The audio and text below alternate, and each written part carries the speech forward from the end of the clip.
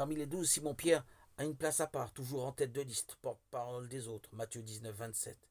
Il n'est pas le meilleur, mais Jésus lui confie un rôle unique, être comme le gardien de la maison de Dieu. Il en a les clés. Tu es Pierre, sur cette pierre je bâtirai mon église, je te donnerai les clés du royaume des cieux, Matthieu 16, 13, 20. Les actes des apôtres montrent comment Pierre exerce sa tâche de premier responsable. Il tâtonne parfois pour comprendre la volonté de Dieu, acte 10. Il ne décide pas seul, mais en lien avec les autres apôtres, acte 15. Paul n'hésite pas à critiquer ouvertement Pierre, s'efface, voire Galates 2. Mais l'accord de Pierre est comme la dernière signature indispensable pour une décision essentielle. Pierre et Paul moururent martyrs à Rome. L'orientation à suivre a été donnée par Pierre et Paul. Restez fidèles à l'évangile et ouverte à tous les hommes. C'est ainsi que le Christ a envoyé ses apôtres, comme lui-même avait été envoyé par le Père.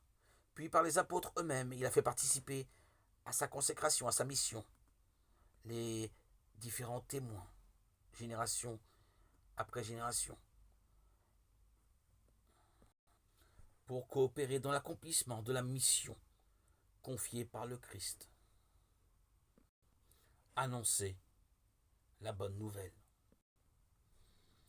Présider la prière, encourager les communautés chrétiennes et surtout pour rappeler à toutes les communautés du monde la présence invisible de son pasteur, de son berger, le Christ.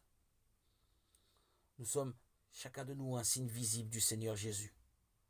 Son autorité reconnue et acceptée par l'Assemblée est celle du Christ.